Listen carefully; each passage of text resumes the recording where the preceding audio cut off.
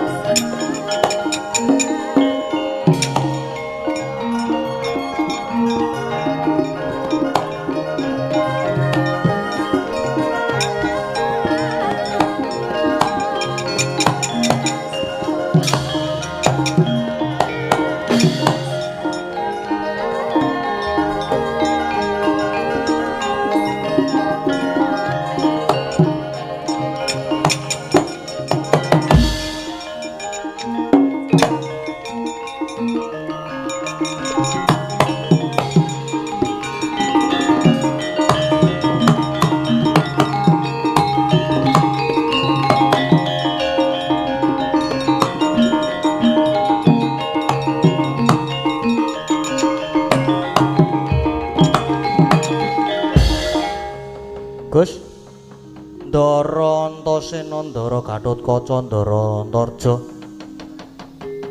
Kula jan ngaturake panuwun matur nuwun sanget niki. Dene ndika sedaya kersa rawuh wonten Karang Kadempel sajake badhe paring pambiyantu nggih. Ha, Petruk. Kakekne Semar bakal mbangun desa mongko iki para pepunden Pandhawa padha lenggah ana kene. Uga bakal padha sabiyantu dadi para putra kudu melu sabiyantu. Ya Petruk. Wis salumrayen to para putra Pandhawa uga padha sabiyantu ngelingi kabeh lelabuhane Hyai Semar tumraping negara Ngamarta. Ya kula kawan. Aja sumelang kabeh para putra mesti melu ngenteng-entengi bot kerepotane Hyai Semar. Waduh matur sembah nuwun sanget. Lajeng kersanipun pripun? Petruk, ya mung ngene. Gegayuhan utama iki wis tak mestine ana pacobane. Mula aku sak sedulur mapan ana kene iki sing baku njaga keslametane Kyai Semar lan kahanan Karang Kadempel. Neng, kowe kabeh ya sing kudu prayitna ati-ati merga saka pandukaku iki mengko bakal ana wujudan sing ora kasat mata. Lho. Ana barang sing ora kasat mata niku pripun, Den? Ya mengkono. Mula Kakang Gatot Kakang Antarja iki Ya sing do praitna waspada tenan lho. Merga iki pancen arep ana laku dom sumuruping banyu kang sumedya mbuthek banyu bening. Klebu Gareng Petruk Bagong iki ya sing do praitna tenan nggih, Gus.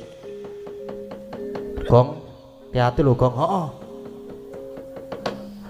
Nyambut gawe ning aja nganti ngalamun.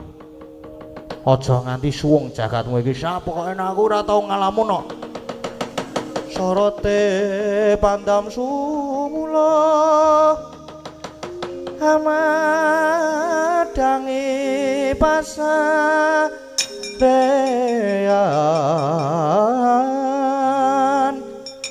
ngenangi wadana remu-remu kalingan hang-hangang sang tiah manangkung sumungkem guling sang kakung rerepa baboe mandeman peraten tek branto kulum dadah runte oladalah harcaka blae-blis lanat padha jek-jekan mundi dawe pukulun pandya Betari Durga aku sak kanca supaya mapan ana ing Karang Kadempel kene nanging supaya padha laku panglimunan pamriye sing mapan ana kene aja nganti padha ngerti waladalah ya iki para putra Pandhawa malah padha mlumpuk ana kene padha jagongan ya tak kiri godane aku mancing ana awake Antarja iki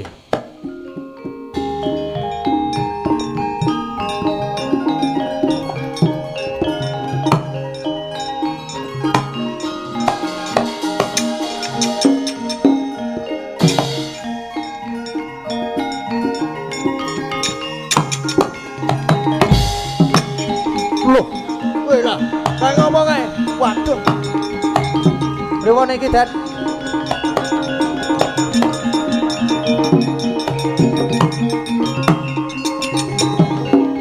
Gus Ndara Antasena niki wau pripun kok Ndara Antarja ngerti-ngerti nglarak Ndara Werkudara Ndara Werkudara Ndara Gatotkaca nganti kleru alon-alon terus heeh aku ki panik kaget Gong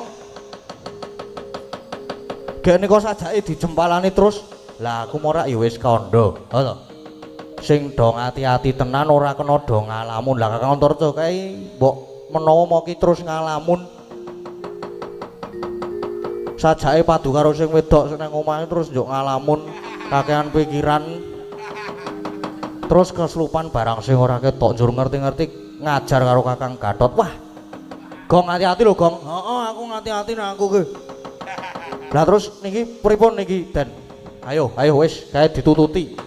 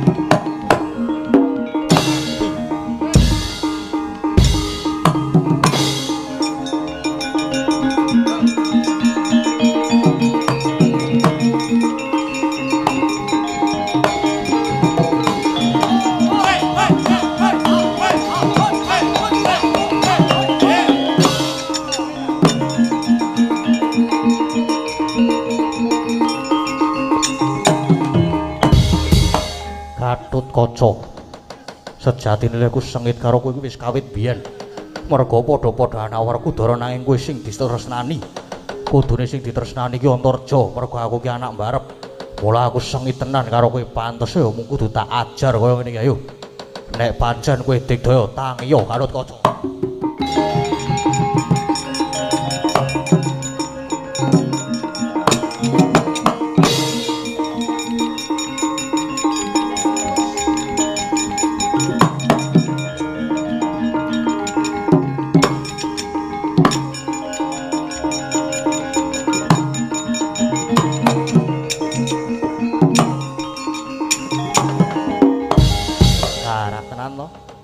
Kakang Antareja kae kasurupan barang sing ora ketok. Mula terus tegel ngajar karo Kakang Gatot nganti semaput kaya ngene iki. Wah. Lah niki terus pripun iki, Den? Saya santai wae. Menengo wae tak tetesane nganggo sungutku tangi yo, Kang.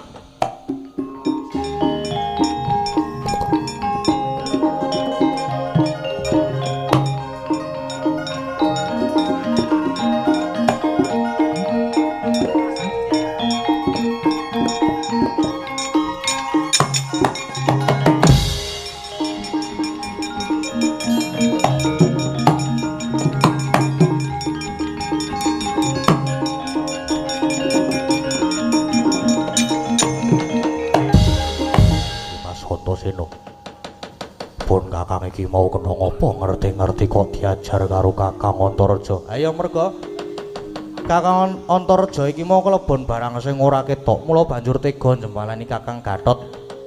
Wis saiki ngene, Kakang Gatot kuwi duwe daya piandel ya kuwi suket Kalanjana Siti. Wateken niku. Kuwi wateken. Ben sawara sing ngeslupi Kakang Antareja kae wis engko nek weruh Kakang Antareja kae genti ajaran wae ya Dimas mati dening aku kowe.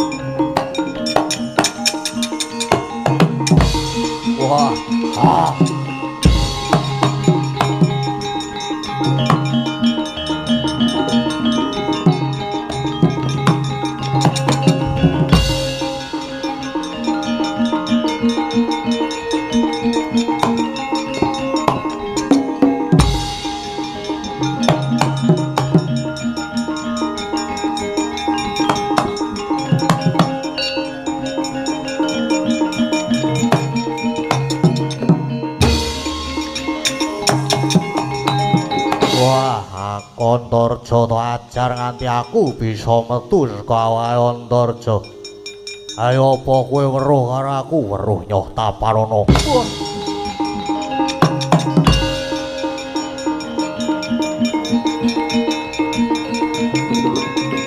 Ah.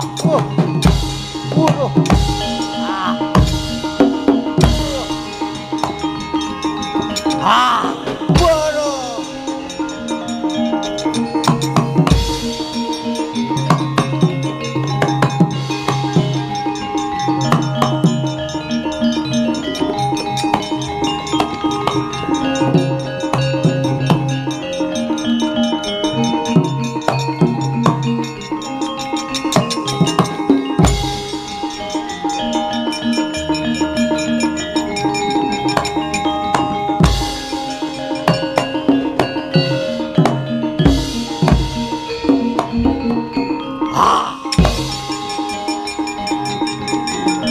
Wah, aku kira iso weruh kowe.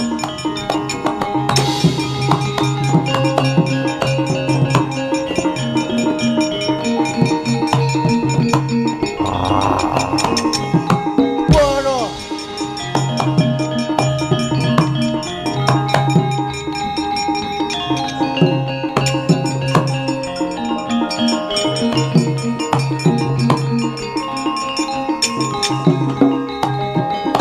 Wis, Truk. Saka pengiraku iki buta-buta kae mesti do mlayu. Wedi karo awake dhewe ning awake dhewe tetep kudu waspada. Tetep kudu hati-hati wis.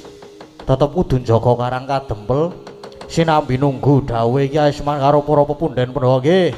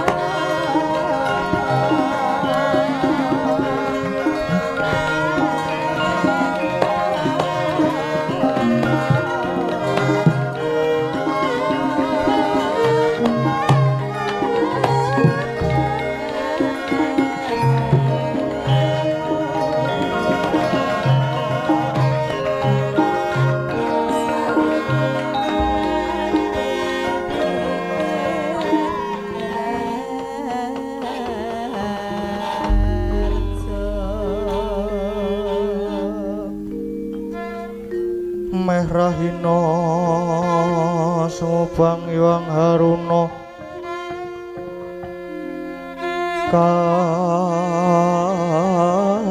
katinetraning anggarapuh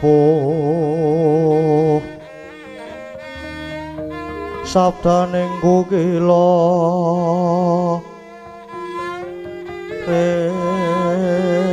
engganegara saketer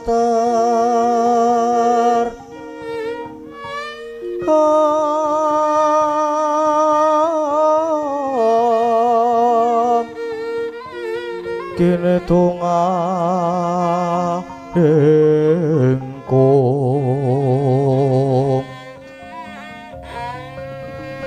ler sing bene wanca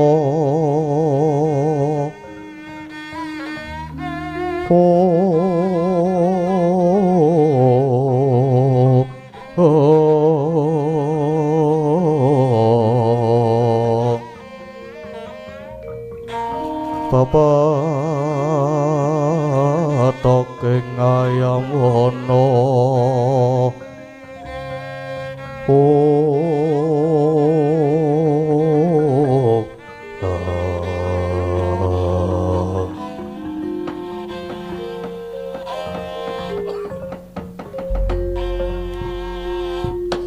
Ilahing Semar ulun pasang pambagya padha kanthi raharja inggih pangestunipun ulun padha nang wilujeng sowan kula babekti kula kunjuk pukulun ya ulun tampa karya bombong ing tas ulun banjur apa karyanira marak ana ngabiyantara ulun kekilapanipun menapa temtu paduka pukulun sampun prisa dhateng mubah musik legetaning manah kula adile pitakon kuwi mung diwangsuli mula nganggo sajarwa dhisik nggih kula tak matur pukulun kula niku ditangisi momongan kula para Pandhawa bilih Bathari Sri Dewaning Boga niku murca monggo kula ngertos yen Bathari Sri niku pancen paduka timbali dipun kersakaken sawetawis mapan wonten Ngundarandir Bawana mriki. Lah niku jane ingkang dipun kersakaken kados pundi ulun Semar? Bathari Sri ulun timbali ulun kersake sawetara mapan ana ing kayangan ulun iki. Saektine ulun mung kepengin ngelingake marang para pendholan kawula ngamarta murih aja nganti singlar ing sesanggeman, aja nganti lali marang bumine.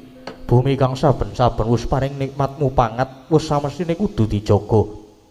Merga kasus nyatane bumi iku uga kalebu sumber panguripan. Mula kudu ngaturke rasa syukur marang Gusti ingkang Maha Agung ketang amung sarwa prasaja para kawula aja nganti lali nggone padha ngadani sedekah bumi. Pinangka tandha rasa syukur lan rasa matur nuwun marang bumi kang wis bisa paring sumber panguripan lumantar wuru wetu. Iku Semar. Inggih. Niku sedaya nggih pun kula aturke kok. Lah yen ngaten sapunika kula lajeng nyuwun supados Bathari Sri. Kula nyuwun supados Bathari Sri menika enggal kundur dhateng negari Ngamarta. Slamesaken dhateng para kawula negari Ngamarta, utamane para among tani. Murih saged kinayoman dening Bathari Sri ya Semar. Kaya wis cukup nggon ulun nyoba marang para Pandhawa, Bathari Sri samangka tumuli ulun dawuhi supaya mudhun marca padha maneh ngemongi para pendholan para kawula Ngamarta Semar. Permara reh manguswa ya ngambreng kati karunaning kaswase aning marga lakon dasang kondo astrat mojo leng-leng lalu hangulati matur sembah nuwun pukulun dene sampun minangkani panyuwun kula sedaya dawuh paduka pukulun badhe kula estakaken Nanging lajeng babagan anggen kula badhe mbangun desa. Babar pisan kula nyuwun dipun ayomi kulun. Ayo Semelang Semar. Kulon mesti bakal njangkung lan paring sarana marang gegayuhan kita nggone mbangun Karang Kadempel. Malah babar pisan ulun uga paring wahyu katentreman kanggo jeneng kita lan para Pandhawa mudhune para kawula ngamarta. Nggih matur sembah nuwun kulun. Dados niki lakone saged kangge lampahan tumuruning wahyu katentreman. Iya Semar mangkono. Salakon iso 3-3 lakon. Kang saka iku bebarengan Bathari Sri supaya mulih ning Ngamarta babar pisan tampa ana sarana kekuatan kanggo mbangun desa. Uga wahyu katentreman tumuli tampa ana Semar. Inggih matur sembah nuwun pukulun.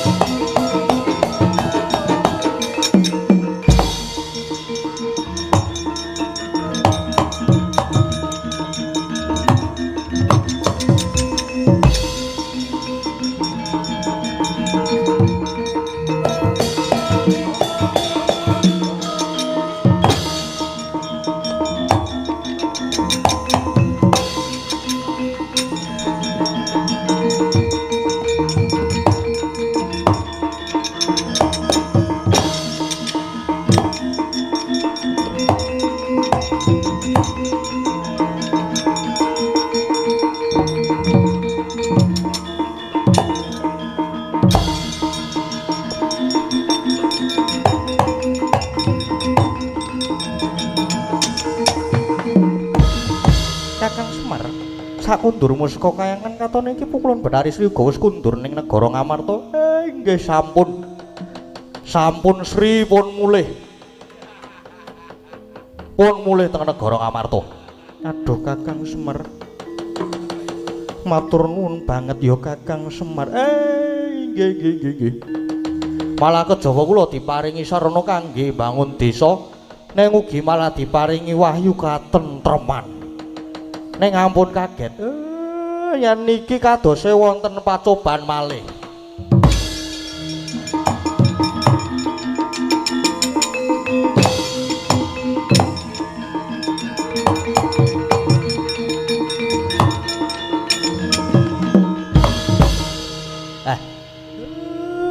Iki Petruk mlayu-mlayu ki ana ngopo kena ngopo.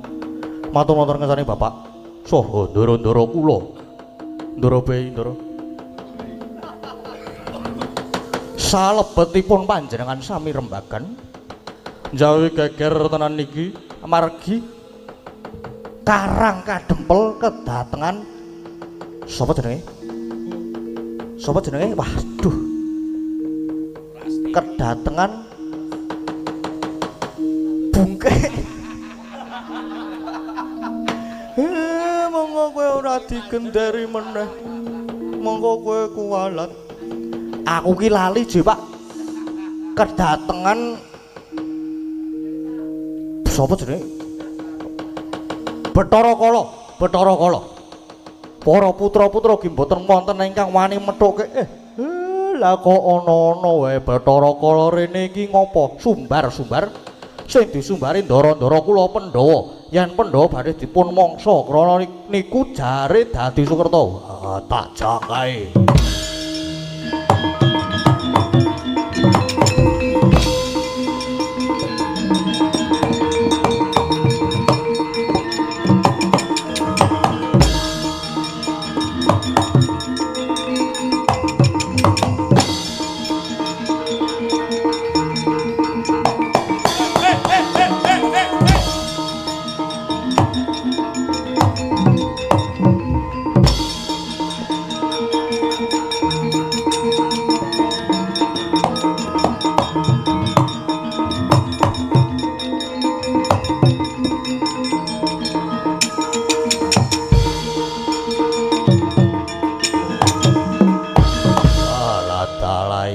gedhe dhuwur. Werkudara iki yo ayo Bathara Kala sumbar-sumbar yo. Endi kadang-kadangmu kon tekan kene tak pangane sebabe kowe kuwi para pendhawa isih mlebu dadi wong Sukerta. Wah. Mara kage Werkudara panganen Werkudara nek ora tak dupani sik gaglak limpamu.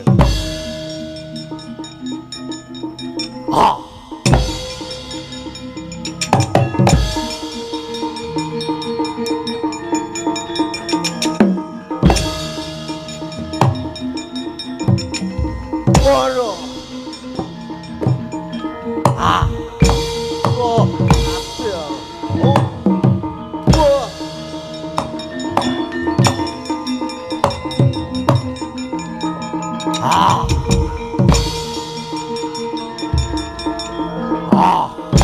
wah.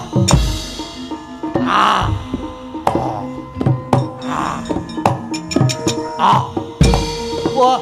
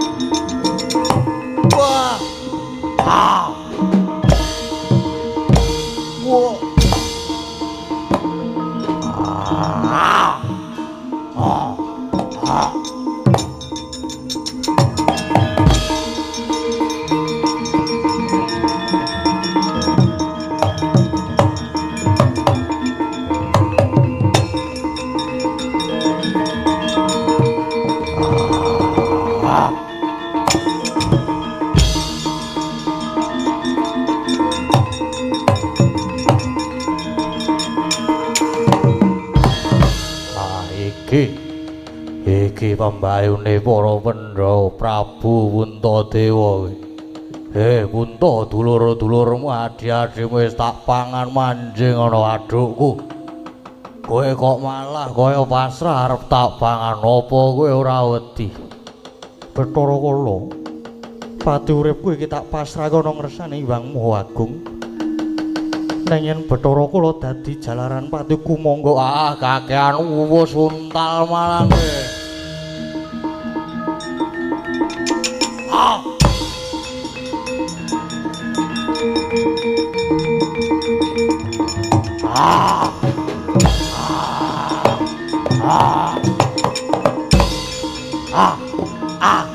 Waduh. Waduh. Waduh mati aku. Waduh. Waduh ati Werkudara Janaka kembar. Tak pangan kaya gampang wae manjing ana wadukku. Neng bareng Puntadewa tak pangan mung mandheg ana telak. Kok malah kelegen aku iki waduh. tak ulu ya ora iso. Tak lepeh wis kulino. Aduh ora iso yan. Aduh piye iki lara kabeh awakku. Aduh mati aku.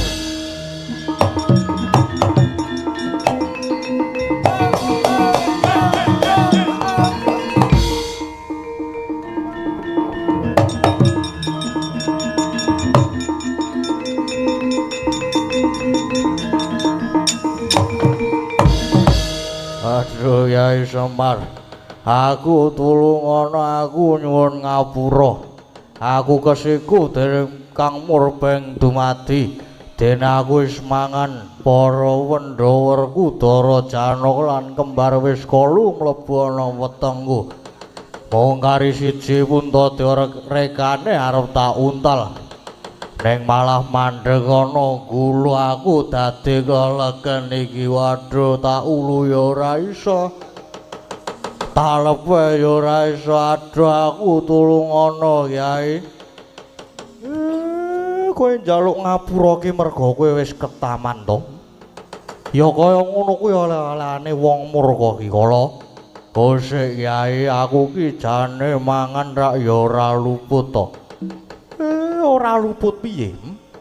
Dadi omongo dasarmu ki apa kowe iso muni ora luput ki dasarmu apa? Sing tak pangan ki Pandhawa. Monggo Pandhawa kuwi Sukerta. Pandhawa kok tok anggap Sukerta ki dasarmu ki ya apa? Merga kowe wong lima lanang kabeh, dur tunggale kabeh. Nek kowe iki durung ngerti iki takon. Merga ngertine iki ya karo takon, dadine karo tiru-tiru, apike karo tumandang. Mula kowe kelelegan merga lehmu mangan ki kleru. Rumangsamu Pandhawa ki Sukerta.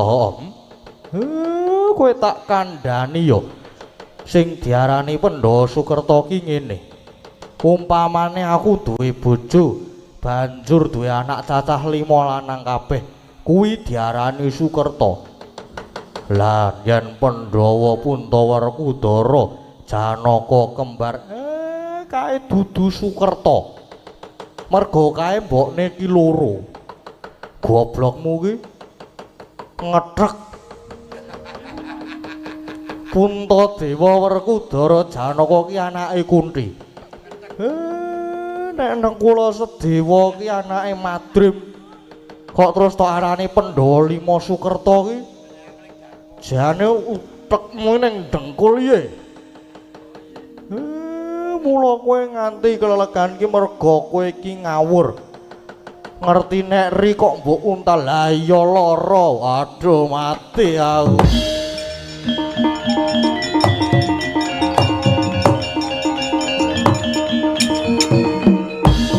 Aduh Kyai aku luput, aku tulungono.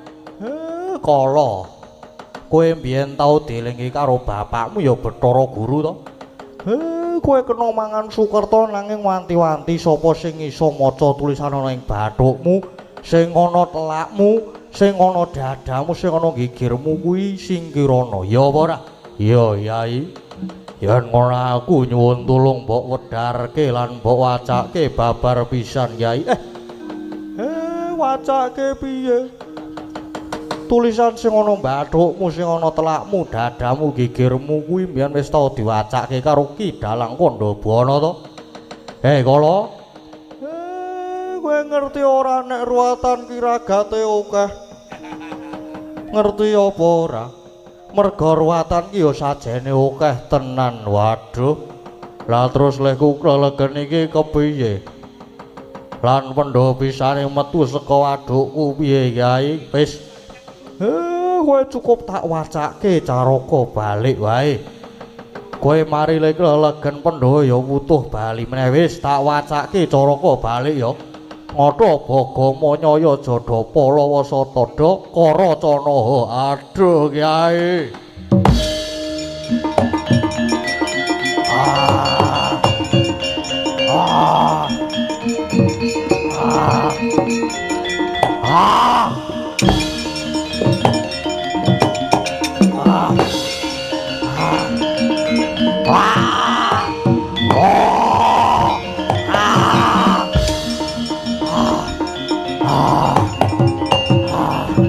Aduh, aduh, aduh.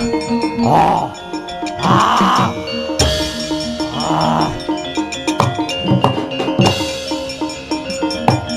ah, ah, ah, oh, ah.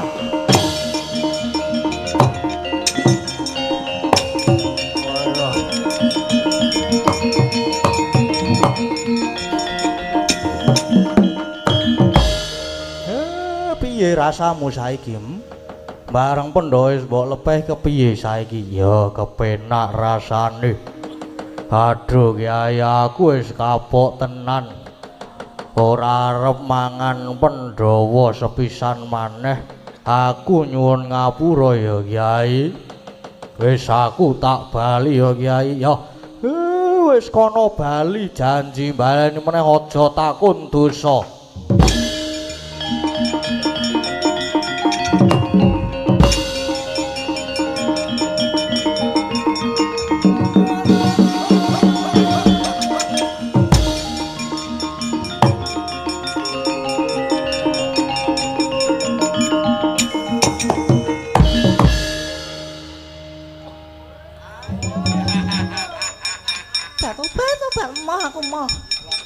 Aku nggak mau. Durga. Tenan apa ora? Mesti kala ki ditumbani karo tuwekane. Iya ora? Durga karone iki. Kowe iki ya ngopo saben-saben aku duwe gegayuhan kok mesti tok ganggu? Meri kowe srik karo aku. Ayo bali. Ayo bali. Batu, Pak. Ma aku nek ngono kuwi ma. Batu, Pak. Ma aku ma lho aku. Batu, Pak. Ma Kakang Semar. Kowe gaweane senengane iki ganggu. Ganggu leku duwe gawe. Senengane. Kowe gelem bali apa ora? Ayo bali, timbangane tak. Batu, Pak. Mau jijik aku jijik. Wedi barengmu tak. Batu, Pak. Kurang ajar kabeh.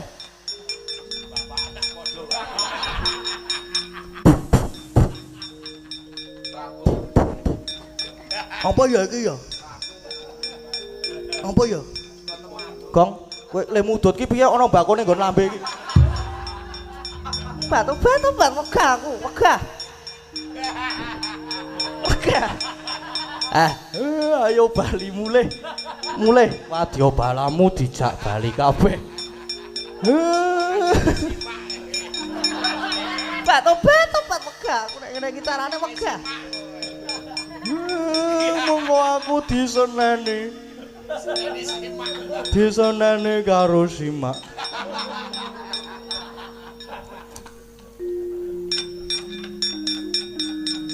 Aku nek kaya wong nyegat meneh. Kon jegal. Gak aku. Janji wani ganggu gaweanku, wani ganggu bendaraku Pandhawa. Wani ganggu wong-wong dulur-dulurku sing lenggah ana padukuan 13 Malangan Sri Gading kene iki. Masih berani? Aja takon dosa kowe Durga, aja takon dosa. Inggih, aku tak bali nyaluk pamit.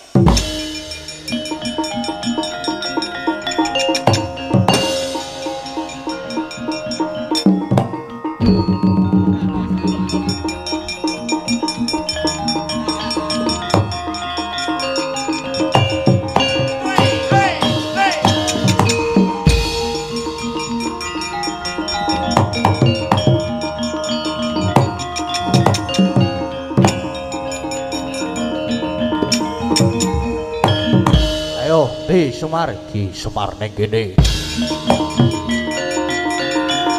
Loh, mati ya. Waduh.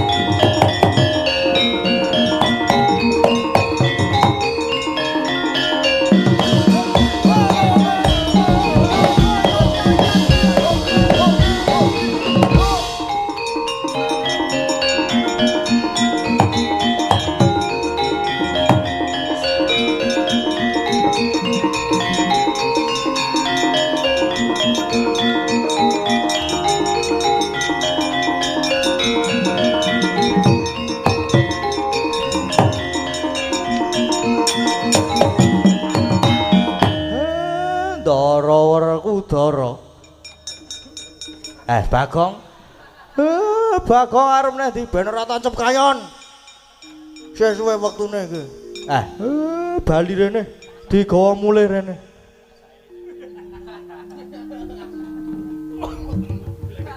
Kowe ngopo iki, Gong? Mbok diresiki isih jijiki.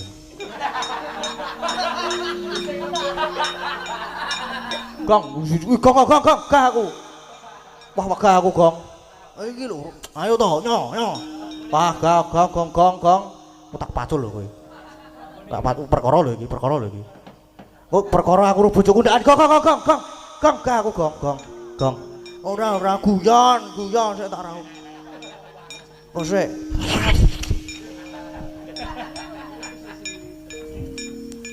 Ngono lah apik, Gong. Heeh ya. Wis meneng wae kowe. Oke, tak meneng aku. Hau. Punten. Niki lampane pun paripurna. Sing disuwun saged ambabar kanugrahan agung utaminipun dhateng warga ing padukuhan 13 Malangan Sri Gading kene mriki mugi tansah jinangkung binerkahan Gusti tansah pinaringan kabagas warasan lumintu rezekinipun rahayu dara.